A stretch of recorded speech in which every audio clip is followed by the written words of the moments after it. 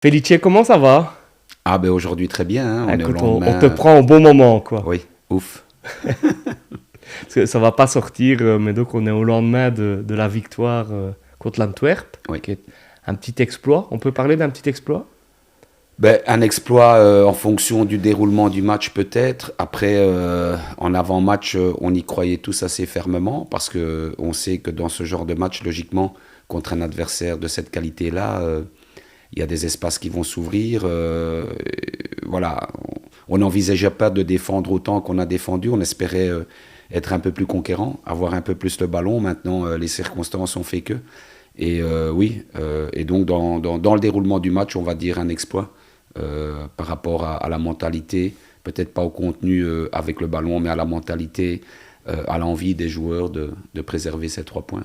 Par rapport au dernier match à domicile où j'étais présent, c'est vrai qu'on a senti une autre, on a l'impression une autre envie, une autre hargne. Oui, mais je pense que la vie des deux matchs a été complètement différente. Bien sûr, Autant on s'est créé quasiment 25 situations contre Louvain c'est vrai. et on n'a pas réussi à marquer. Et là, paradoxalement, on s'en crée 3 ou 4, on marque une fois. On, L'adversaire a eu 26 ou 27 opportunités, n'a pas marqué. Donc les vies des deux matchs, je vais dire, ont été différentes et hier, ça nous a souri. Alors Felice, moi je suis très très content et un peu ému de t'avoir, puisque Merci c'était une de beaucoup. mes questions dans le break. On m'avait dit, tiens, si tu pouvais choisir un invité, et c'était Felice Mazou. Donc merci d'avoir Merci à accepté. vous pour cette considération. Et effectivement, je l'avais vu dans une petite vidéo C'est sur ça, Instagram c'est ça. que l'invité On essayait de te mettre souhaitait. un peu la pression en disant, Ouais. il faut qu'il vienne. Eh ben voilà, finalement, Il j'ai est là. craqué. Euh, ému aussi parce que c'est vrai que je pense que tu as une relation particulière avec beaucoup de supporters de Charleroi parce que tu es Carolo toi-même. Euh, la première question que j'ai envie de te poser, c'est justement comment gérer cette relation parce que tu es un peu... J'avais fait une vidéo en parlant de toi à un moment donné en disant que tu es un peu le tonton de tous les supporters, le tonton, le cousin, le frère en fonction des générations. Euh, Comment tu as créé ça, quelque part un peu malgré toi, parce que voilà, t'es Carolo, t'arrives dans un club, comment tu ressens tout ça en Ben, tout fait? d'abord, je suis très content que vous me disiez que je pourrais être le tonton ou le cousin et pas le grand-père. Comme ça me permet encore de relativiser mon âge. Donc c'est bien, merci beaucoup. Ensuite, ben, je pense avoir un parcours de vie, en tout cas ma famille, mes parents et moi-même par conséquence, on a un parcours de vie qui ressemble à 100% À à Charleroi. Charleroi et C'est à vrai. tous les gens qui vivent à Charleroi et à tous les gens qui supportent le club de Charleroi, à savoir euh, une vie normale mais pas aisée Mhm. dans l'accomplissement de tout ce qu'on a dû faire, que ce soit au niveau de l'école ou au niveau de la vie professionnelle. Et puis, un aboutissement pour moi un peu plus chanceux que d'autres avec le métier que j'exerce aujourd'hui. Mais je pense que, voilà, on se comprend. On se comprend avec les gens qui sont dans les tribunes. On a vécu les mêmes choses, on vit les mêmes choses, on a les mêmes émotions. On sait que voilà, pour réussir à Charleroi, et pas spécialement dans le foot, mais dans la ville de Charleroi ou ses alentours, c'est pas simple, il faut travailler, il faut avoir des valeurs d'humilité, des valeurs de simplicité et du travail. Et travailler, parce que à Charleroi et aux gens qui y habitent, on n'a jamais donné rien, on leur a jamais rien donné facilement, gratuitement. Il faut aller tout chercher, parce que c'est un mode de vie comme celui-là, et je pense qu'on se ressemble et qu'on se comprend, et donc les moments plus difficiles, on les vit de la même manière, les moments les plus faciles, on les fait de la même manière, et je pense que c'est ce qui nous permet de nous rapprocher. Est-ce que c'est le sentiment que tu as de te dire euh, j'ai dû tout aller chercher parce que finalement tu démarres. Alors moi j'ai des amis qui t'ont eu comme prof de gym à l'Athénée de Marcinelle et puis tu es dans le monde qui n'est pas vraiment le monde du foot professionnel puisque tu es encore dans le monde du foot amateur et puis tu montes justement petit à petit. Alors maintenant on le voit un peu plus avec certains coachs. Je voyais un reportage hier sur Will Steele à Reims qui sont des coachs qui n'ont pas été des joueurs très connus de D1. Mais Enfin, t'es pas un des premiers, mais c'est un peu toi qui as lancé ce parcours en disant, OK, il n'a pas été un joueur connu, tu étais au White Star en D2 où tu faisais des bons résultats, mais pas connu non plus. Et à un moment donné, tu ouvres une porte. Oui, c'est un parcours de vie un peu atypique, un parcours pour arriver au plus haut niveau, on va dire différent et étrange. Et vous me posiez la question tout à l'heure Moi, je me suis permis de te tutoyer parce que je tutoie tous les invités, Ok, donc ça je marche. ne veux pas qu'on me vous voit, c'est pas Ça possible. marche. Alors, tu m'as posé la question tout à l'heure en me demandant si j'ai dû aller tout chercher. Ben oui, oui, j'ai dû tout aller chercher parce que j'ai démarré bon, d'abord comme prof de gym, comme tu l'as dit tout à l'heure.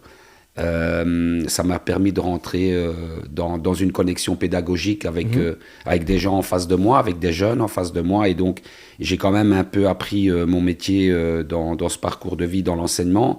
Après, cette passion qui est passée au-dessus de l'enseignement, à savoir devenir entraîneur, a fait que j'ai dû traverser tous les étages. Et j'ai dû aller tout chercher, mais j'en suis fier aujourd'hui parce que je l'ai fait de moi-même, avec ma créativité, avec les essais et les erreurs, parce que je pense que dans la vie, on apprend, on progresse et on devient celui qu'on aimerait devenir à un moment donné, grâce aux essais et aux erreurs, grâce aux échecs. Et donc, quand on a un parcours de vie comme le mien, on a des échecs, bien évidemment, parce qu'il n'y a pas cette expérience au départ, et donc on doit trouver les solutions, finalement, sur le terrain. Et sans avoir étudié sur les ordinateurs, sans avoir étudié à la perfection les datas, Petit clin d'œil. oui, si on veut. Et donc, voilà, tout ce parcours. Et donc, je n'oublie pas, bien évidemment, parce que je parle en jeu constamment, mais je n'oublie pas les gens qui, bien sûr, m'ont aidé, les gens qui ont été autour de moi et les gens qui m'ont ouvert les portes. Parce que un profil comme le mien, c'est pas simple d'ouvrir une porte dans ce milieu-là. Et donc, je pense à Monsieur Louis Desrois, qui est mon avocat aujourd'hui et qui était président à l'époque de Braine-l'Alleud et qui est devenu directeur sportif de Tubize. La porte a commencé à s'entrouvrir à ce moment-là. Et je pense évidemment à Mehdi Bayat, qui m'a ouvert le monde professionnel. C'est lui qui ma première expérience professionnelle, c'est avec lui que je l'ai faite. Et donc, au White Star, tu n'étais pas professionnel? Non, on n'était pas professionnel. En tout cas, on n'était pas professionnel les 2 premières années. Okay. L'année de la montée de D3 en D2, l'année de qualification jusqu'en quart de finale de la Coupe de Belgique. Et à ce moment-là, le président a eu des grosses envies de devenir professionnel. Et le club est tombé en faillite la 3e année. Et donc, c'est comme ça que Mehdi m'a ouvert entièrement la porte au professionnalisme dans le football. Donc, il y a effectivement beaucoup d'échelons à monter, parfois seul, mais certainement avec des gens qui vous poussent et qui vous rendent la tâche un peu plus facile. Et ça, on peut dire qu'il y a un moment donné, il y a de la chance, il y a un peu de chance qui est là, parce que vous croisez les bonnes personnes. Et donc, on t'ouvre le parcours professionnel à Charleroi, grosse réussite, des résultats incroyables. Et puis, tu pars dans d'autres clubs. Et je reviens finalement tout de suite sur ce retour à Charleroi, parce que c'est vrai que on a l'impression que les planètes se sont alignées pour un retour à Charleroi. Et pourtant, moi, j'étais de ceux j'ai parié, du coup, j'ai dû payer un resto de ta faute, que tu ne reviendrais pas, parce que je me suis dit, il ne prendra jamais le risque, en tout cas moi, si j'étais lui, je ne prendrais jamais le risque d'abîmer quelque part cette première aventure qui était une aventure incroyable. Est-ce que c'est quelque chose que tu as pensé, que tu as réfléchi en te disant, il y a un risque en y retournant de moins performer qu'au premier passage?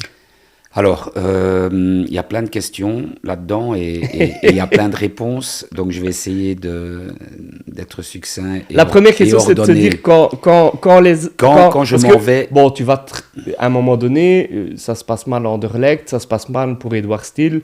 Tu as compris tout de suite que tout le monde allait faire le lien entre les deux. Mais quand je m'en vais de Charleroi, quand nous prenons la décision Oui. de nous séparer de manière Qui très est une positive décision comme avec un Mehdi. accord. Oui, Entre, enfin, voilà. plus de ma part, Oui, plus de ma ok. part, parce que j'avais ce besoin certainement De tester quelque chose. tester quelque chose Bien d'autre, sûr. d'essayer finalement de connaître ma vraie personne. Je la connaissais Ailleurs. à Charleroi, C'est ça. je voulais me connaître aussi ailleurs. On savait très bien, tous les deux, et Mehdi et moi, au moment où on prend la décision de se séparer, qu'on retravaillerait ensemble. Ah oui. Alors, vous allez me dire, c'est facile aujourd'hui de parler de cette manière-là, puisque je suis revenu et que pour le moment, ça se passe plus ou moins bien. Donc, on va dire, c'est facile de parler de cette façon-là. Mais on savait très bien, pour plusieurs raisons. La première, parce qu'on a une relation particulière, Mehdi et moi, on a un attachement particulier. On s'apprécie, on se respecte beaucoup. Et En donc, dehors du foot. en dehors du foot aussi, et il m'a lâché, il m'a permis de connaître autre chose, certainement pour mon bien, pour que j'apprenne à mieux me connaître, certainement. Puis lui, il avait besoin aussi de connaître autre chose. Et donc, ça a été une séparation, je vais dire, je pense, positive à ce moment-là, mais on savait très bien qu'on allait se revoir. Après, quand vous êtes dans un endroit où vous vous plaisez, où tout va bien, où les gens vous respectent et où les gens vous apprécient, c'est pas toujours le bon choix de vouloir aller voir ailleurs. Et donc certainement que je n'ai pas fait le bon choix par rapport à Charleroi, même s'il y a eu ce passage extraordinaire à l'Union, qui est vraiment une étape extraordinaire dans ma carrière. Mais on savait très bien tous les deux, et moi j'étais persuadé du fond du cœur, que certainement qu'en Belgique, je terminerai à Charleroi. Pour des raisons différentes, parce que c'est ma ville, parce que je corresponds à ce milieu-là, et certainement parce que à l'époque où je réfléchissais comme ça, mes parents y habitaient. Maintenant, malheureusement, je n'ai plus que mon papa. Et donc, j'ai envie de terminer près de Louis, parce que maintenant il est tout seul, et j'ai envie de le voir. J'ai pas envie de sacrifier une connexion avec son papa uniquement pour un plan de carrière. Et donc ce choix-là, il était déjà décidé.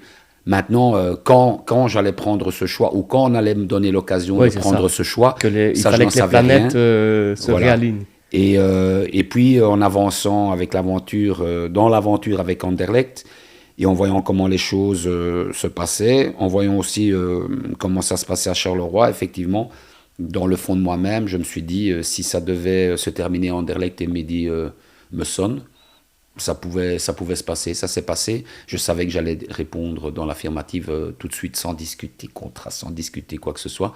J'ai dit oui tout de suite. Le premier contact, parce qu'en plus, premier contact. Bah, tu prends un fameux risque, parce que quand Oui. allez, moi je suis quasi à tous les matchs, donc j'ai vécu le dernier match avant Matsu et le match où tu signes, où on sait que tu as signé, mais ça ne se passe quand même pas, ça se passe relativement mal. Et je me dis, mais quel risque incroyable. Oui, mais en même temps, avec l'expérience, avec l'âge, avec les échecs, avec la réussite à certains moments, on apprend à réfléchir autrement et à voir les choses autrement. Aujourd'hui, le seul risque pour moi qui existe dans ma vie,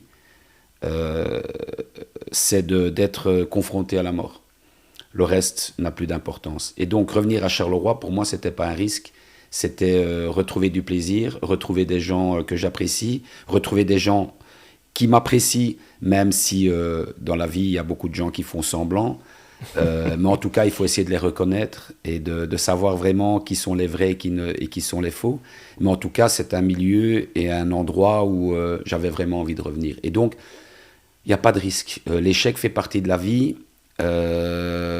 L'important, c'est de naviguer avec sa passion, de naviguer, d'avancer avec des choses que vous avez envie de faire, et pas que les autres vous imposent, ou alors que les autres ont envie que vous fassiez. Et donc aujourd'hui, avec une certaine maturité, avec toute l'humilité qui me correspond, j'ai jamais trouvé ou j'ai jamais pensé que ça serait un risque, quoi qu'il arrive de toute façon. C'était dans tes projets et c'était sûr Oui, qu'à un moment donné, effectivement. ça allait se passer. Ouais. Tu dis, peut-être que j'ai pris la mauvaise décision en quittant Charleroi la première fois, mais finalement, aujourd'hui, bah, tu es l'homme que tu es aussi avec ces expériences. C'est quoi la balance entre finalement peut-être le regret d'être parti, mais c'est en partant que tu t'es aussi peut-être rendu compte que ton bien-être, il était ici. Enfin, voilà. Oui. Quand j'étais encore prof d'éducation physique, je travaillais avec une collègue extraordinaire. Et effectivement, j'étais déjà à ce moment-là entraîneur, mais dans les divisions inférieures. Et cette collègue, elle me disait toujours, l'échec, il est hyper important dans la vie à partir du moment où tu n'accumules pas les échecs, évidemment, que tu ne vis que dans ça. Mais l'échec, il est hyper important pour savoir vraiment qui tu es. Et dans l'échec, il y a toujours que du positif. Il y a toujours que du positif. Ça veut dire qu'il y a une nouvelle route qui va s'ouvrir, ou un nouveau projet qui va s'ouvrir, ou d'autres ambitions. Et donc, les mauvais moments que j'ai eus dans le foot, notamment que ce soit à Genk ou que ce soit à Anderlecht, je pense te font découvrir vraiment qui tu es, ta vraie personnalité, te font comprendre pas mal de choses. Et finalement, et c'est dommage que ça arrive aussi tard, parce que j'ai commencé ma carrière professionnelle assez tard dans ce monde-là. Finalement, tu sais, tu comprends qui tu es, et ce que tu dois faire.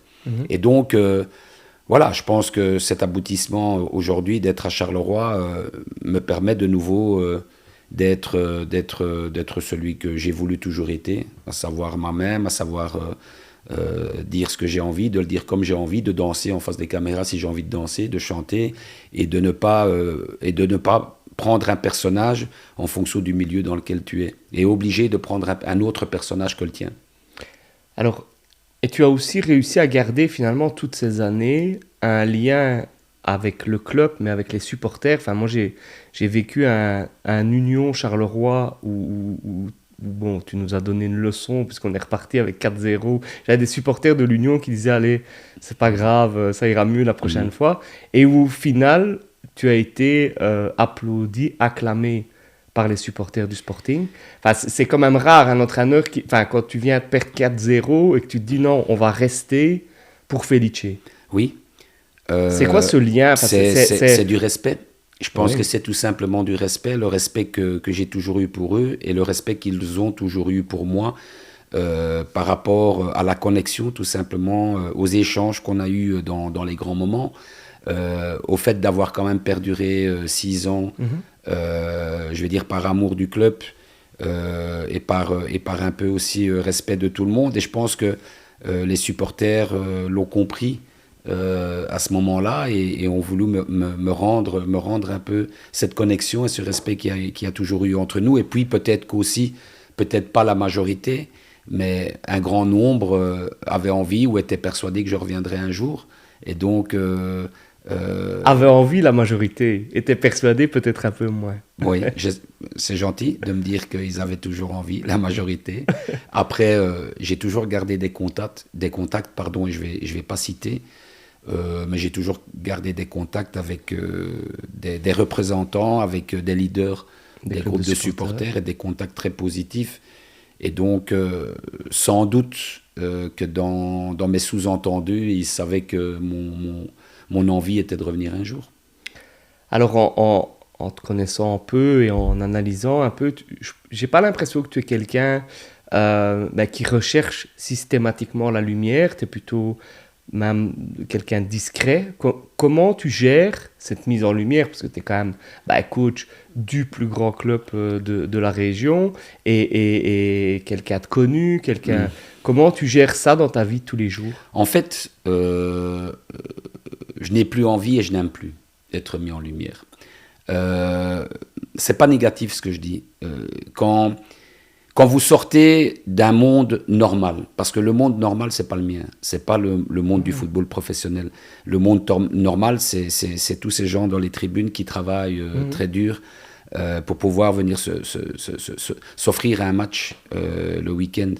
Et donc, quand vous sortez de ce monde-là, et que vous arrivez dans le monde professionnel et que vous avez l'occasion d'être médiatisé, que vous avez l'occasion qu'on parle de vous, et que, vu cette période-là, en parlant bien de vous, Ouais. vous êtes... Au début, c'est grisant quand même un peu, quand oui, tu arrives. c'est ça. Finalement, je crois que l'être humain, dès que des situations comme ça arrivent, il est un peu égocentrique, il aime bien qu'on parle de lui, il aime bien qu'on lui dise qu'il est grand, qu'il est beau, qu'il est gentil. Et donc, au début, ça fait plaisir, et c'est bien. Et après, dans la longueur du temps, on se rend compte que vous ne dites pas toujours ce que vous devez dire, et donc on vous analyse d'une autre manière. Vous n'êtes pas finalement celui que vous devez être, et que vous n'êtes pas votre propre personnage, et vous dites des choses qui sont pas bien, et ça joue finalement contre vous. Vous essayez d'être humble, d'être simple, et on vous dit que vous êtes trop gentil. De temps en temps, vous sortez un coup de gueule, Et là, et on vous dit mais pour qui il se prend. Et donc finalement on ne sait plus ce qu'on doit dire pour rester naturel, et pour faire plaisir, et d'aller simplement à une interview, ou d'aller simplement sur un plateau, tout simplement parce qu'on vous l'a demandé, en essayant on ne sait d'être plus. soi-même, oui, c'est Et ça. donc finalement ça tourne, et on en ressort plus de négatif que du positif. Le deuxième élément, c'est que ça n'apparaît peut-être pas comme ça, mais à la base, je suis quelqu'un d'assez timide. Mhm. Et je n'aime pas trop qu'on parle de moi, parce que quand on est dans un sport collectif, il est vrai que les responsabilités, elles incombent à l'entraîneur. Il est vrai que les choix et les prises de décision, elles incombent à l'entraîneur. Mais les résultats d'un projet, les résultats d'un match, les résultats d'une saison, elles n'appartiennent pas qu'à l'entraîneur. Tout ça appartient à tout le club, ouais. ça appartient à tout le staff, ça appartient à tous les joueurs, ça appartient à toute la direction, à tout le personnel qui travaille dans un club, au public. Donc c'est un ensemble. Et quand vous effectuez un travail comme le métier d'entraîneur de foot, et qu'on ne vous met que vous en lumière, c'est gênant. C'est ça. C'est gênant, et c'est gênant par rapport au retour que vous devez avoir avec tous les gens qui sont autour de vous. C'est gênant aussi peut-être un peu par rapport à sa famille. C'est pas simple non plus dans une gestion de famille. Et donc, à la fin, vous n'avez plus trop envie d'être en lumière, vous avez envie de faire votre job du mieux possible, C'est ça. mais qu'on parle le moins possible de vous. J'ai quelqu'un du staff que j'ai rencontré qui m'a dit Felice, j'irai à la guerre pour lui. Est-ce que c'est pas ça ta plus grande force, et finalement ça que tu as su très vite réinculquer au groupe au niveau du Sporting, et de se dire, on ne fait pas de comparatif avec celui d'avant, mais en gros ce qu'il me disait, c'est de dire, moi Felice, il est là, ben là on irait, s'il faut on donne sa chemise, on fait des heures supplémentaires, on travaille. Donc quelque part je suis d'accord avec toi que c'est le résultat. Mais le capitaine, le coach, le capitaine du bateau, ou le coach, c'est quand même lui le reflet du travail au quotidien. Alors d'abord, je remercie cette personne du staff. Je ne sais pas qui c'est, mais je la remercie vraiment. C'est super chouette, parce que ce sont des choses qui me font plaisir, parce que je travaille pour ça. Enfin, la manière dont je travaille, Oui. c'est aussi pour ça, pour qu'on puisse vraiment s'apprécier.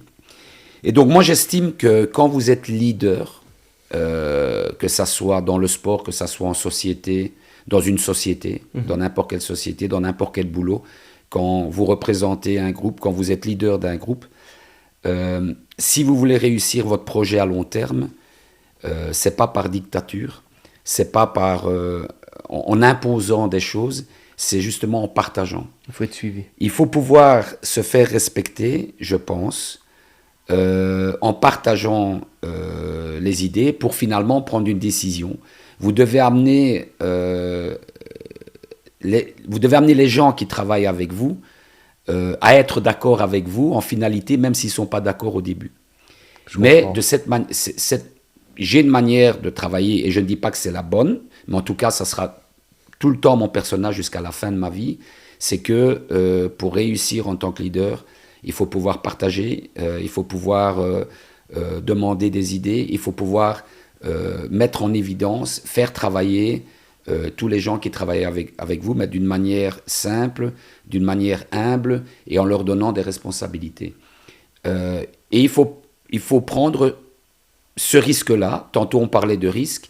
Moi, j'ai pas envie de dire que ce sont des risques, mais certaines personnes peuvent le voir comme des risques, parce que vous donnez des responsabilités, Ouais. vous permettez aux gens qui travaillent avec vous d'être créatifs et de ne pas subir, de ne pas faire que des choses qu'on leur demande. Je pense que quand vous permettez à quelqu'un d'être créatif et de s'exprimer, il va le faire avec plaisir. C'est drôle, c'est exactement ce qu'il m'a dit. Il m'a dit, Felice, il me laisse bosser et il vient pas m'expliquer comment je dois faire mon boulot. Il me laisse travailler. Il y a un objectif de résultat, mais c'est exactement mot pour mot ce qu'il m'a dit. Mais la vie, c'est ça. Moi, Et je tiens à dire que je ne t'avais pas prévenu et que rien n'était prévu. Donc, non, pas du tout. Pas du tout. Mais la vie, c'est ça. Vous ne pouvez pas imposer quelque chose à quelqu'un dont vous ne maîtrisez pas son domaine. Je pense à la préparation physique. C'est pas parce que je suis leader ou que je suis T1 que je peux me permettre de dire à mon préparateur physique, c'est comme ça que tu dois travailler. Donc là, il faut lui faire confiance. Je ne veux pas, je pourrais, mais je ne veux pas dire à mes adjoints, c'est comme ça que vous devez travailler. Parce que c'est pas leur... Ils vont pas dégager leur personnalité, ils vont pas dégager leur créativité. Il y a un petit risque qu'on ne soit pas d'accord, que ça fonctionne moins. Mais en finalité, je pense qu'il y a une adhésion qui va se créer. C'est la même chose avec son groupe de joueurs. Et là, je vais encore m'attirer des foudres, ou alors on dira que ça ne fonctionne pas dans les grands clubs et que ça fonctionne dans un club comme à Charleroi ou Lignon, mais je m'en fous complètement parce que c'est ma personnalité. Je partage aussi beaucoup avec les joueurs, au niveau de la philosophie, au niveau de la manière de travailler, au niveau de l'approche d'un match. Et quand vous permettez à celui qui est en face de vous de donner son idée, de s'impliquer, et qu'à un moment donné, il est d'accord, il est obligé de le faire. Oui, et il est obligé de le faire et de suivre. Et donc, il n'y a pas je le fais parce que le chef me l'a demandé, mais c'est pas comme ça que j'ai envie de le faire. Et donc, il le fera pas. Crois. Voilà, je le fais parce que j'y crois. Et là, il le fera à 100%. Même si c'est pas tout le temps une réussite, il le fera à 100%. Que si quelqu'un doit faire quelque chose qu'on lui oblige de faire, il va le faire, mais ce ne sera jamais à 100%. Et donc, il y a moins... Au bout, dans la longueur du temps, il y a plus de réussite dans le partage que dans la dictature. Et est-ce que finalement, cette étiquette de meneur d'homme, à certains moments, en fait, elle n'a pas pris trop le pas par rapport aux tacticiens? Parce que moi, je m'intéresse beaucoup au football et je trouve que... je reprends le fameux match Union-Charleroi. Alors, peut-être que les groupes étaient plus forts, mais c'était une leçon tactique. Et comment tu expliques finalement que ce côté tacticien a parfois été mis en dessous du côté meneur d'homme? Franchement, Et comme tu dis, avec les data, avec les trucs, maintenant tout le monde est devenu des ultra-tacticiens en disant oui, mais Madzou c'est un meneur d'homme. Et comme tu dis, donc ça peut fonctionner que dans des petits clubs. Après, ça me fait toujours rire ça parce qu'aujourd'hui, de savoir quel est le plus grand club entre l'Union et Anderlecht, quand tu vois les résultats qu'ils ont, poser la question, c'est bien que tu le dises, moi. Non, mais je le dis moi-même. J'ai pas envie, de rentrer dans cette polémique-là, mais c'est bien que tu le dises. Ensuite, très franchement, je me suis plus trop préoccupé de ce qui se dit et qu'on dise que je suis plus un meneur d'homme qu'un tacticien, parce que finalement, et j'en reviens à ce que je disais tout à l'heure, à un moment donné, dans une tranche de vie, on aime bien qu'on parle de vous, on aime bien qu'on vous mette en valeur, on aime bien qu'on dise il a réussi ci, ça. Mais la finalité, c'est quoi ? C'est que votre équipe, en tout cas dans mon métier, c'est que votre équipe gagne, que ton équipe gagne et qu'elle fasse un résultat. Alors, qu'on dise que je suis moins tacticien et plus meneur d'homme, qu'on dise que... Au final, si tu as les 3 points, tu as les 3 points. Qu'on dise que je suis plus défensif qu'offensif. À un moment donné, ça me préoccupait. Il y a quelques années, ça me préoccupait. Mais aujourd'hui, j'en souris. J'en ris. Et je suis même content de voir qu'on analyse les choses comme ça. Je m'en fous. Dans un match de foot, il y a toujours de la tactique. Bien sûr. Dans un match de foot comme hier à Anvers, s'il n'y avait pas une maîtrise tactique de l'équipe, c'est impossible de gagner ce match-là. Oui, donc, il y en a qui aiment se faire plaisir en analysant, en inventant ou en disant des choses pour finalement se faire plaisir à soi-même et pas vraiment analyser celui qui est en face de vous. Donc, qu'on dise que je suis plus un meneur d'homme, mais du moment qu'on gagne, qu'on prend des points, c'est le plus important. Ouais. C'est quoi la chose que tu changerais si tu avais une chose à changer dans ton parcours?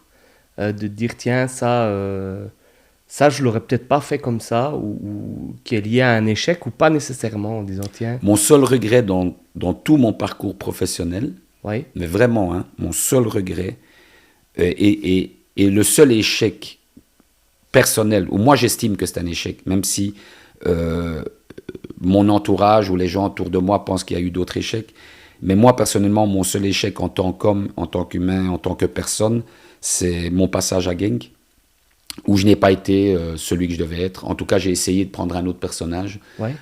en étant plus sérieux, en étant plus dur.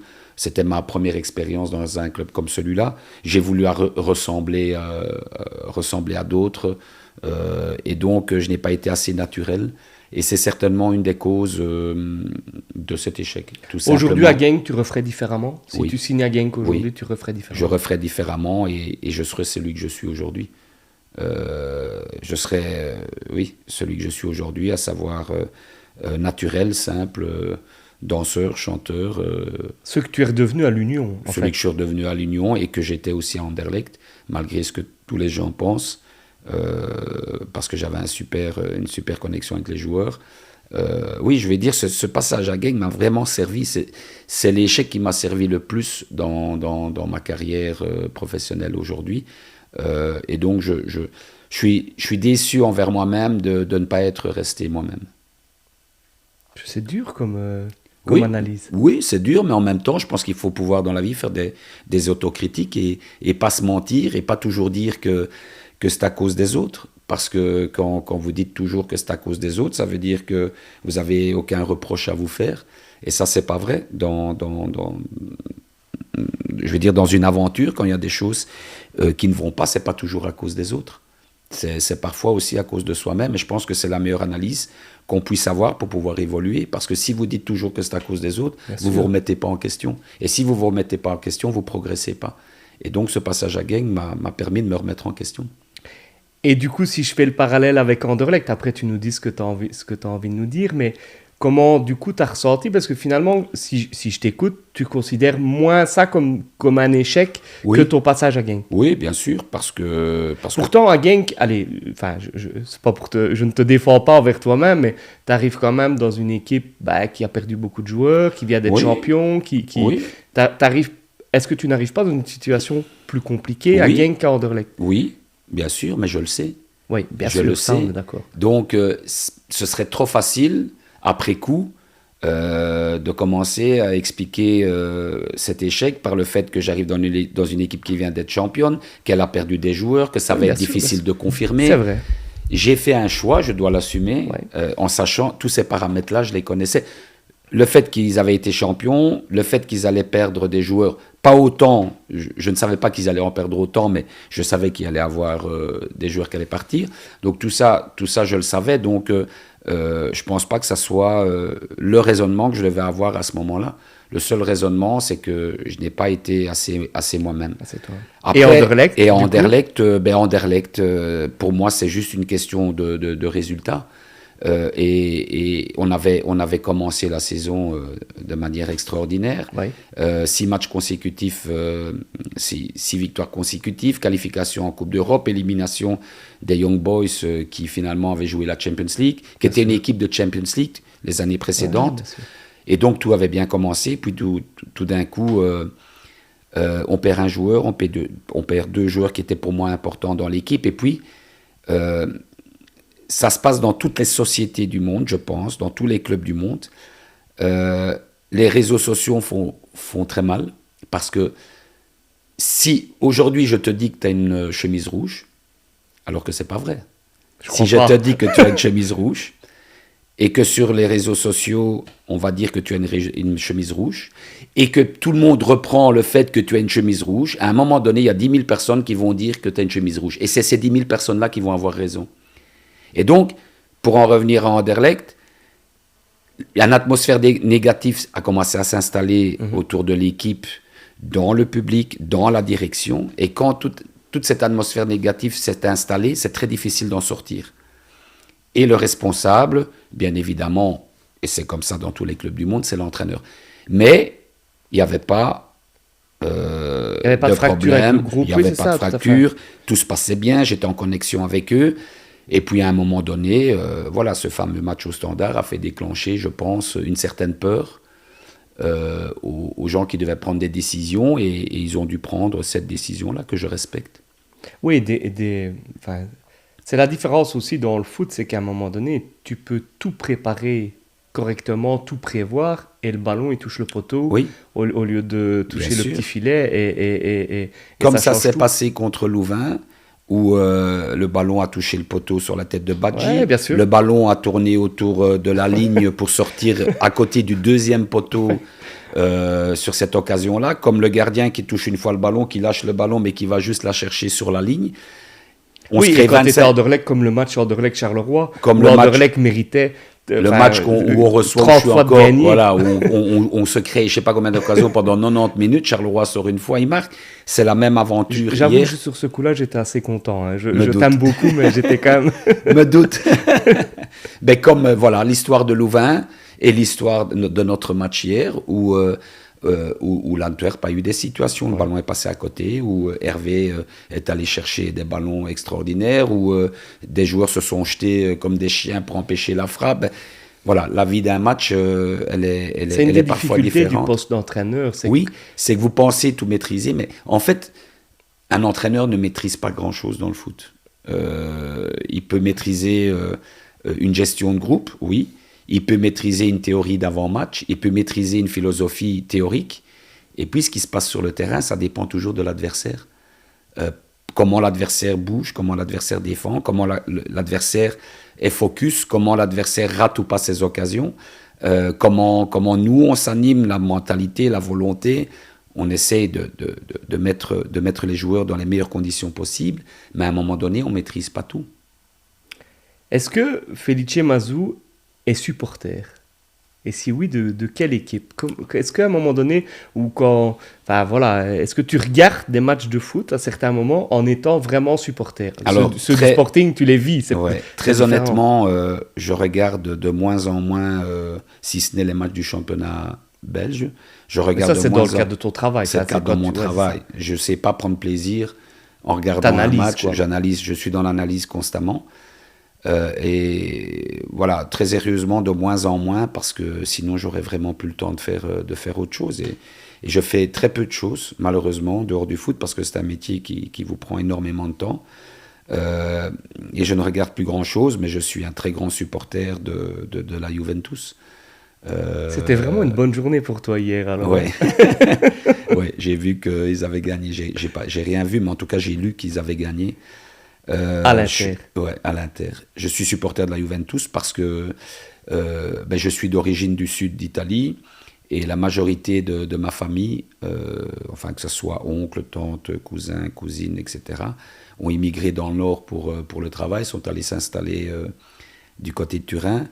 Et donc, tous mes cousins quasiment sont supporters de la Juventus. Et donc, à chaque fois qu'on se voyait en étant plus petit, bien évidemment qu'on regardait les matchs à la télé ensemble, ou on s'amusait à supporter certains joueurs. Et puis, c'est noir et blanc. Et donc, je suis ancré avec ce noir et blanc. Je suis jusqu'à supporter de la fin. Juventus aussi, donc je Voilà. comprends. Voilà. Je comprends tout à fait Noir ce que et tu blanc dis. aussi. Et donc, est-ce que c'est une coïncidence ou pas? Je n'en sais rien par rapport à la couleur des maillots, mais en tout cas, oui, la Juventus. En tant que coach, tu as des mentors, tu as des coachs, peut-être des anciens coachs ou des coachs encore actuels dont tu t'inspires en te disant, ouais, ça c'est... Mais ça, comme... c'est difficile, hein. C'est difficile parce que, oui, bien sûr que j'aimerais être comme celui-là, j'aimerais avoir cette attitude-là, j'aimerais coacher comme lui, j'aimerais gagner comme lui des matchs. Ouais. J'aimerais avoir cette aura, etc., etc. Et finalement, oui, je suis supporter de Guardiola. Supporter. Je suis en admiration sur Guardiola. J'étais en admiration sur Sacchi. Sacchi est le premier entraîneur italien qui a mis en place la défense en zone, qui a révolutionné, inventé, il a révolutionné le football. voilà, qui a révolutionné le football moderne, qui est devenu moderne. Et donc, bien sûr, mais finalement, ces gens-là, on ne les voit qu'à la télé. On lit des articles, on lit des livres, mais on ne sait pas vraiment qui ils sont. Donc oui, on essaie de s'inspirer, oui, on aimerait être comme celui-là, mais sans vraiment les connaître. Et donc, pour vraiment dire, j'ai envie d'être comme lui, j'ai envie de faire ce qu'il fait, ce serait passer du temps avec tel entraîneur, ce serait passer du temps avec Guardiola pendant des mois et voir ce qu'il fait, voir comment il travaille, voir si j'adhère ou si j'adhère pas, voir comment il est avec son groupe, voir comment il actionne ses entraînements, comment il prépare ses matchs. Ça, on ne sait pas, on ne voit pas. En fait, tout le monde analyse les entraîneurs et tout le monde s'identifie à un entraîneur, je pense, uniquement par le club qu'il entraîne et par les résultats qu'il fait. Parce que finalement, bien sûr, on ne sait pas vraiment qui il est. On ne sait pas vraiment qui il est, Guardiola. On le connaissait très bien comme joueur, mais comme entraîneur, on ne le connaît pas, puisqu'on sait juste qu'il fait des résultats, qu'il a une manière de jouer. Mais comment il prépare tout ça, comment il entrevoit tout ça, comment il gère ses joueurs, on ne sait pas. Donc oui, j'aimerais, en termes de résultats, de prestance, être comme Guardiola. J'aimerais révolutionner le football et inventer comme quelque Saki, chose comme Saki. Ça, il a fait. Mais je suis encore loin de tout ça. Et en plus, je suis loin de tout ça et je suis près de la fin. Donc, à mon avis, je resterai éternellement Mazzio Felici. C'est la deuxième fois que tu nous parles de fin. Tu penses que... Ouais. J'ai peur. Non, mais de la fin du foot, je parle. De la fin du foot, parce que tu dis, ouais, je voulais terminer à Charleroi et ça s'est fait, tu vois. Mais j'ai quand même envie, avant de mourir, de faire autre chose que de me lever à 6 heures du matin, de faire du foot toute la journée, de rentrer à 6 heures du soir et de faire ça quasiment 7 jours sur 7. Et puis un jour de ne plus être plus là, de n'en avoir profité de rien. Parce que avant de rentrer dans le monde professionnel, j'étais un grand profiteur. J'aimais skier, j'aimais faire de la planche à voile, j'aimais partir en vacances. Je faisais plein de trucs et tout ça me manque. Alors je serai plus capable de les faire, tout ça, quand ce sera la fin. Mais j'ai encore envie quand même de faire autre chose. Ouais, tu ne te vois pas sur un banc à 75 ans. Non. C'est pas dans ton projet. Non, c'est pas dans mon projet. Aujourd'hui, c'est pas dans mon projet. Donc ça ne veut pas dire que je vais arrêter demain. Non, bien sûr. Qu'on soit bien clair, parce que... Mais j'ai envie de dire ce que je pense et j'ai envie de faire autre chose après le foot. J'ai pas envie d'arrêter le foot et de m'asseoir dans un fauteuil parce que je sais plus rien faire. J'ai envie de profiter de la vie. Et donc, ce sera peut-être, je sais pas moi, dans 3, 4, 5, 6, 7, 8, 9, 10. On verra. Qu'est-ce qu'on peut te souhaiter sportivement ? Aujourd'hui, qu'est-ce qu'on peut souhaiter ? De réussir ce que le club de Charleroi a envie de réussir, à savoir jouer le top tous les ans. J'ai envie de connaître le nouveau stade avec Mehdi Bayat et sa direction et de pouvoir coacher, avant de terminer ma carrière, de pouvoir coacher dans ce nouveau stade. C'est ton objectif. Oui, donc tu es là pour rester. Donc on est sur un projet à long terme. Les choses sont très claires.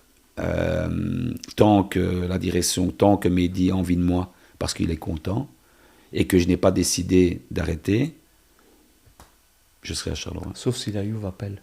Non. Même si la Juve appelle. Non. Ben... je t'ai regardé droit dans les yeux pour voir et tu m'as sans hésitation. Non, il y a un projet de vie derrière moi. Et... C'est ça. Voilà. Alors, il y a un moment de l'émission où on échange les rôles, où c'est l'invité qui pose une question. Donc, je t'ai prévenu il y a quelques jours. Est-ce que tu as eu le temps de réfléchir à une question ? Oui, peut-être qu'elle est bête ou qu'elle n'a pas de sens, mais en tout cas, j'aimerais te poser comme question, qu'est-ce que tu envisages ou comment tu verrais la ville de Charleroi évoluer pour améliorer sa structure, pour améliorer les modes de vie, pour améliorer, je ne sais pas, plein de trucs qui pourraient être améliorés dans la ville de Charleroi. Il y a déjà eu beaucoup de choses qui ont été faites et qui embellissent Charleroi, mais qui pourrait donner une autre identité que de la manière dont on nous voit de l'extérieur, parce que Charleroi est vraiment une belle ville et elle mérite qu'on parle d'elle de manière plus blanche que noire. C'est vrai. Écoute, c'est une question que fatalement qu'on se pose très très souvent. J'en parlais encore pas plus tard qu'hier à un repas où justement on me disait que Charleroi, il y a plusieurs choses. Je pense qu'il y a une difficulté avec l'image parce qu'on a une mauvaise image et donc les gens n'y viennent pas. Mm-hmm. Mais je l'expliquais encore hier, c'est que en fait quand ils viennent, c'est très simple. parce qu'ils s'attendent à tellement voir des trucs incroyables parce qu'on leur a raconté, ne te gare pas, et qu'en fait ils disent ouais, en fait c'est juste une ville normale. Donc on a une réputation qui nous dessert parce que quand même encore beaucoup de gens ne viennent pas, mais que quand ils font le pas, je pense ils reviennent. Ils reviennent. Et la force de Charleroi, et c'est des non-Carolos qui le disent aussi, c'est les Carolos. C'est qu'on est accueillant, c'est que voilà, tu viens 4-5 fois, t'es accueilli comme si t'étais... Comme dirait Danny Boone, quand tu arrives à Charleroi, tu pleures, et quand tu repars, tu repleures. Après, ce qu'il faut améliorer, moi, un des plus gros projets, c'est l'université. Je pense que de ramener des jeunes en centre-ville... En parlant d'université, ils sont en train d'agrandir cette université. Oui, c'est ça. Ils sont en train de faire tous des travaux pour développer à quelques pas du stade actuel. Parce que mon frère est prof à l'université de Bruxelles et il donne des conférences. Et effectivement, il m'a signalé que l'université, là, ici à Charleroi... L'ULB va se développer à Charleroi, que ça allait amener un plus grand nombre d'étudiants. C'est ça. Et que donc, il y avait pas mal de projets autour de l'université. Ben, je pense que si tu ramènes 5000 étudiants, si le projet se concrétise, et moi je suis convaincu que ça va se concrétiser, et que tu ramènes 5000 étudiants à cet endroit-là, ben, tout va changer parce qu'ils vont aller boire un verre à la ville basse, et donc ils vont prendre la rue de la Montagne, donc il va y avoir plus de commerce dans la rue de la Montagne. Enfin, c'est tout un développement et c'est toute une organisation de la ville qui et donc ce développement et cette nouvelle structure universitaire, c'est 100%... Oui, ça va se faire, ou c'est encore... c'est 100% oui, 100% parce que... Dans les 2 ans donc, ils veulent ouvrir au mois de septembre l'année prochaine. Le mois de septembre 2023, ils veulent faire la rentrée académique dans les bâtiments. Et c'est relativement obligatoire, parce que comme c'est des fonds européens, si on ne va pas au bout du processus, on doit tous les rembourser, et c'est impossible de les rembourser. Donc, c'est quelque chose... Alors après, est-ce que les étudiants... vont adhérer, est-ce que vraiment on aura 5000 étudiants? C'est un peu comme dans le sport, c'est tout va être mis à disposition.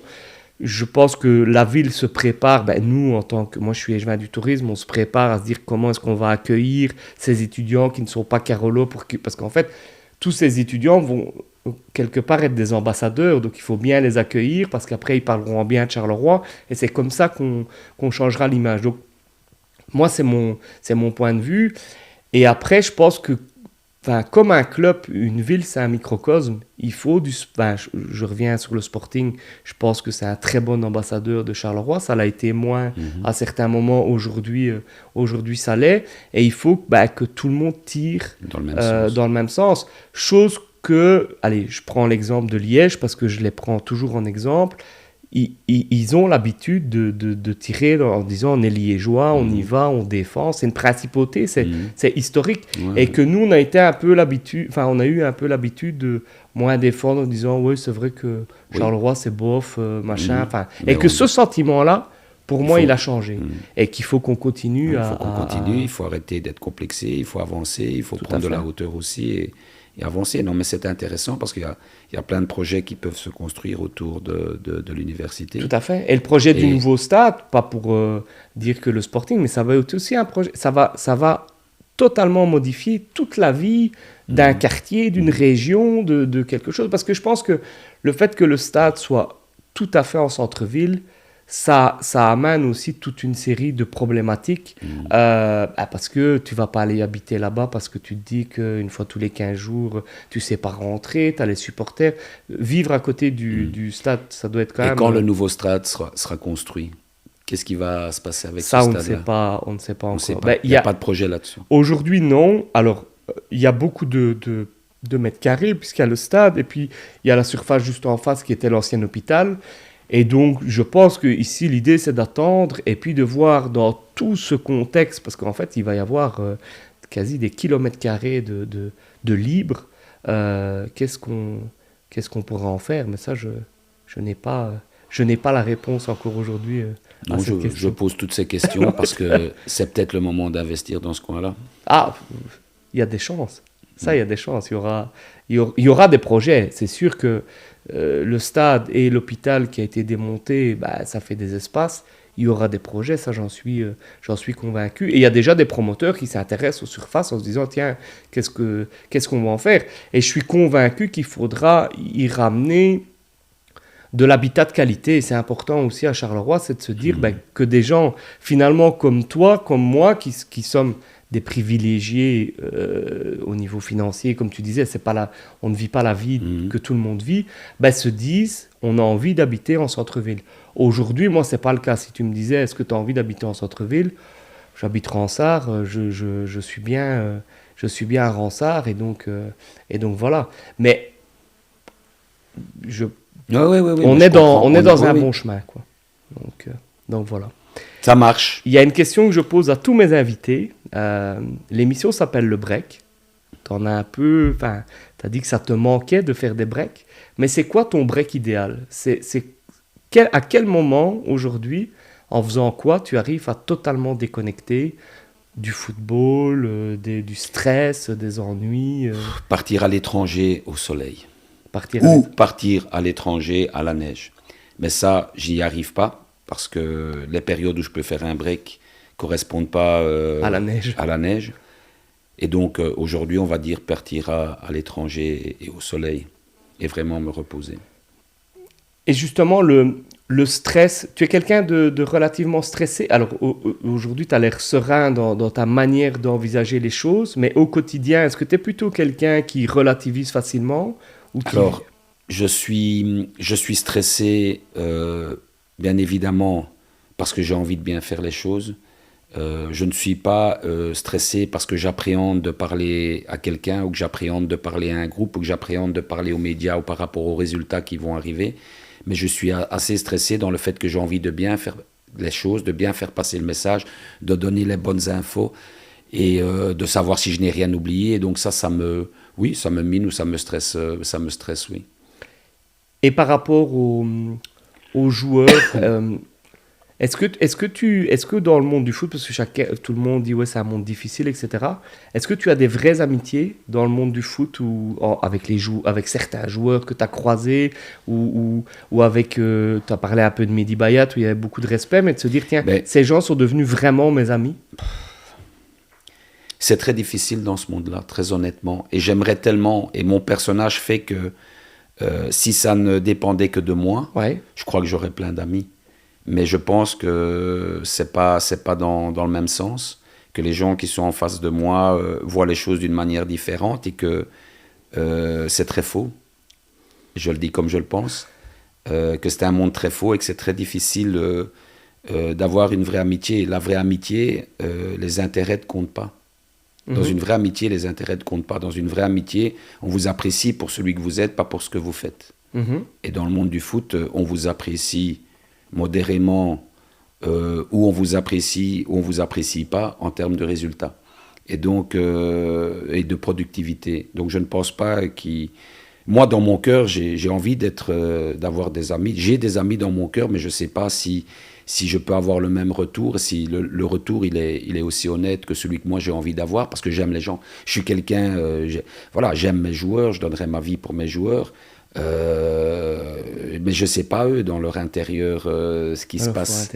Je ne sais pas ce qui se passe. Quand hier je fais une danse avec Adem sur le terrain après le match, c'est parce que j'ai envie, je ne le fais pas pour que les caméras me prennent, c'est un ressenti, mais voilà. Donc des vraies amitiés, je ne sais pas si ça peut exister dans le foot, à moins que vous soyez Ancelotti et que vous entraîniez avec votre fils. Je suppose que là, ils sont vraiment en connexion. J'espère pour eux.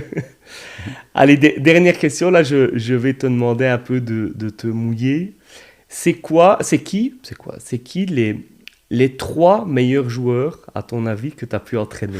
Là, il faut... Là, c'est... Là, je vais faire des déçus, je vais encore avoir des messages. Et moi, tu n'as pas dit, coach Osimhen? Ouais. Osimhen, ça va devenir le meilleur joueur du monde. Hein. Écoute, c'est en train de devenir le meilleur joueur du monde. Hein.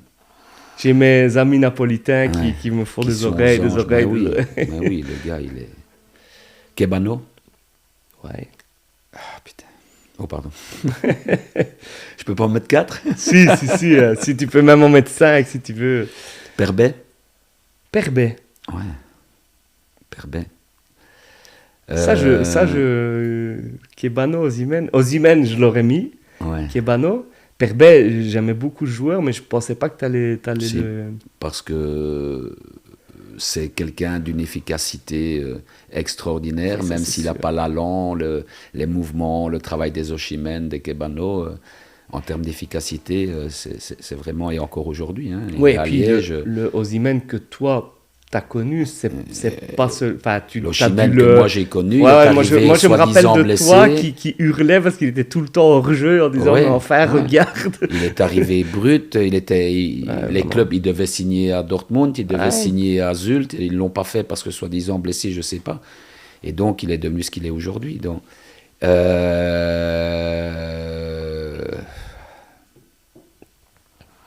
Onuachu, à Genk. Ouais.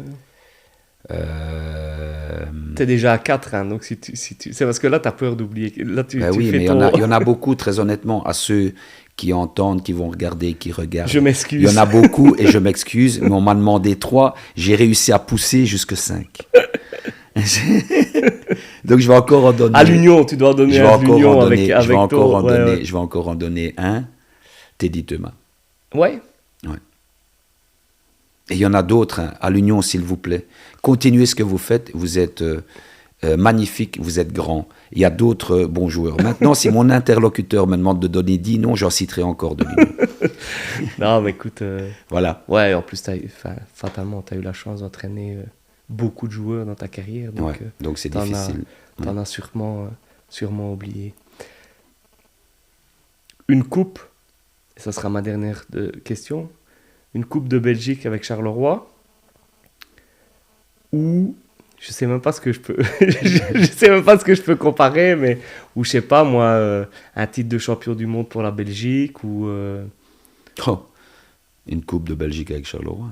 ouais, moi aussi. Parce que j'y participe, et parce que je suis avec eux, et parce que je suis là. Et sélectionneur national, ça sera ma dernière des dernières. Oui. Est-ce qu'à un moment donné, c'est quelque chose qui me pourrait tente encore. qui Ouais. pourrait t'intéresser? Mais qu'on soit bien clair, parce que sinon demain, Ouais, non, sur non, les non, réseaux, non. Il a dit qu'il voulait et en rester à titre- Charleroi. Et en titre dans la presse, Madzu veut reprendre l'équipe Non. nationale belge. Alors, entraîneur national Un d'une jour. sélection un jour, et pas spécialement d'équipe nationale belge. Voilà. Ouais, mais entraîneur national de sélection, C'est- après avoir fait pourrait. ton premier match dans le nouveau stade de Charleroi et gagné une coupe, Et que j'ai encore envie voilà. d'être entraîneur à ce moment-là. Felice, merci beaucoup. Merci à pour toi. ce moment, merci d'avoir pris le temps avec nous et de nous avoir fait confiance. Avec plaisir, merci de l'invitation. Merci à vous de nous suivre nombreux tous les 15 jours. N'hésitez pas à partager, liker, discuter. Je suis certain que cette interview fera réagir et on se retrouve dans 2 semaines avec un nouvel invité. Felice, encore merci. Au revoir, Au bonne revoir. soirée, merci.